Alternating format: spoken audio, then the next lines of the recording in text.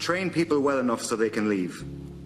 Treat them well enough so they don't want to. Although Richard Branson may not be viewed as an eminent military strategist, these words attributed to him are quite apt in this context. In the Defence Forces, we train our people to the highest standard, at no small cost to the Exchequer. We align their qualifications with best industry practice and academic accreditation, thereby satisfying the first criterion of this quote. Then we fail miserably in the second part. The dysfunctional cycle of turnover being suffered by the Defence Forces, identified by University of Limerick researchers in 2015 and 2017, has continued unabated to the point where Oireachtas Committee is at its lowest strength in decades, and morale has certainly never been so low in my over 20 years service as it is today. This trend appears set to continue according to numerous Defence Forces employee engagement surveys and RACO's own recent research. 3,200 personnel left the Defence Forces in the 5 years between 2014 and 2018, which is an astonishing 34.7% of the average strength for those years. And before people think that this is due to the early mandatory retirement ages for Defence Forces personnel, I must categorically state that 82% of these were premature voluntary retirements. It was recently reported in numerous media publications that the unprecedented recruitment drive in the year 2017 yielded a net increase in the single figures in personnel, and that €15 million was spent in that year on induction training. It may shock the committee to learn that in 2018 the Defence Forces attempted to induct a similar number of candidates through a highly visible and professional recruitment campaign.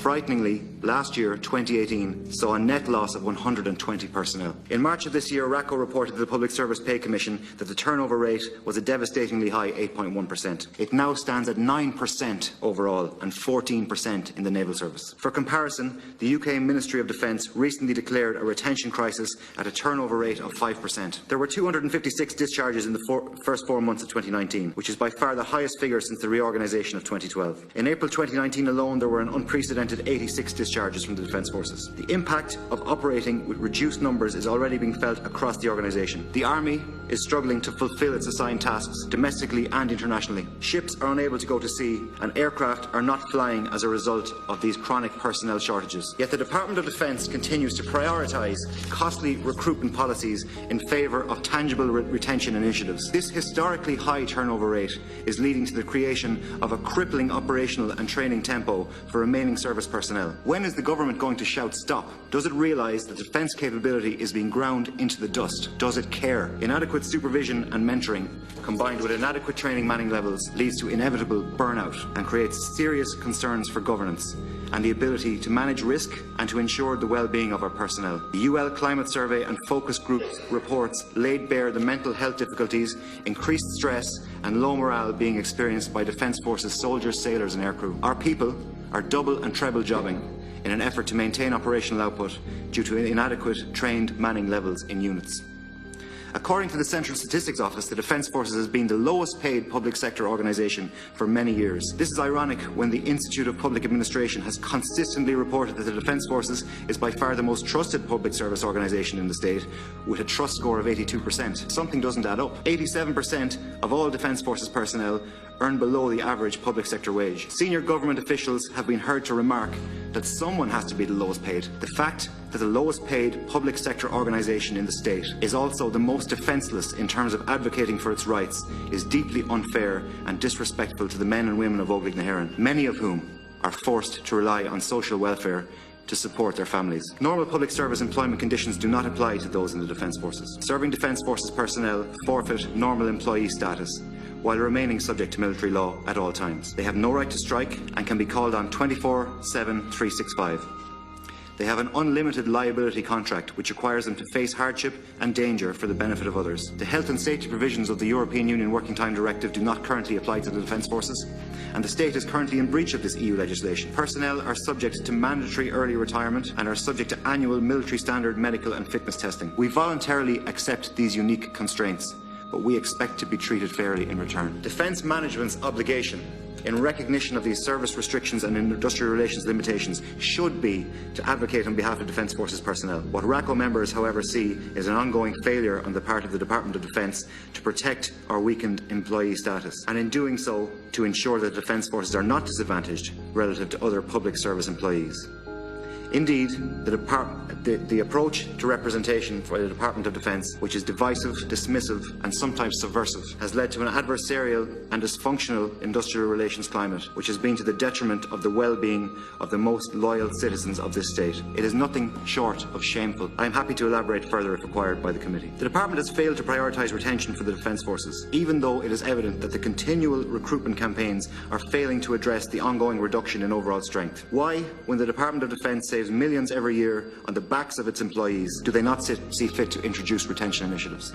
This approach is in stark contrast to our near neighbours across the Irish Sea, whose respect and value for their servicemen and women is enshrined in an Armed Forces Covenant, which recognises the freedoms given up willingly by military personnel and their families, and the restrictions and hazards they face, but pledges to support, protect and treat them fairly. And let us not forget, soldiers are citizens too. The state must reconsider how it values its defence forces and what exactly it expects of them. Ireland spends a comparatively negligible 0.3% of its GDP on defence, which is the lowest in the EU, behind even Luxembourg and Malta, and this speaks volumes about how seriously the state views the security of its citizens and its economies. The cost-benefit of retention is indisputable. The unique demands of Defence Force service require unique specialist in-house military training and the development of military specialist skills. A direct entry civil engineer, for example, would have to undergo 2 years military training and professional development in military engineering competencies before being available for operational tasking. Similarly, the costs associated with developing the range of military competencies can amount to 1.54 million for an ordnance bomb disposal officer at captain rank,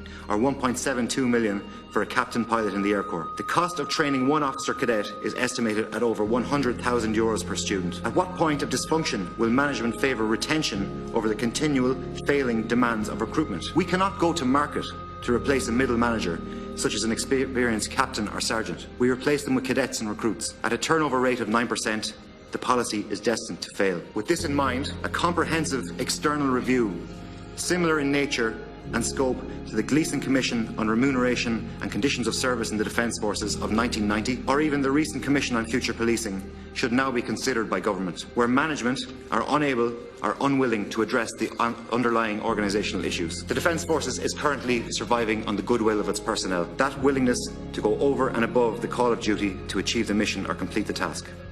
The inability of personnel to take to the streets to protest at their appalling service conditions has resulted in them voting with their feet and leaving the organisation. It is, however, humbling to witness the concerned efforts of veteran and family organisations in attempting to highlight the shameful treatment of service personnel. Their efforts have not gone unnoticed and hopefully shall not be in vain. Mr. Chairman, it is no exaggeration to state that the Defence Forces is staring into the abyss. The reported meagre recommendations of the Public Service Pay Commission have the potential, if implemented, to act as a catalyst for further departures. Government should be encouraged to ensure that the loyalty displayed by thousands of soldiers, sailors and aircrew is reciprocated, and that they be paid a living wage, and that their skill and experience be recognised for the indispensable and irreplaceable asset it truly is. RACO strongly recommends the adoption of a specific Defence Forces standing independent pay review body to ensure military personnel are fairly treated. Unnecessary suffering is the worst kind, and government has it within its power to easily remedy many of the retention difficulties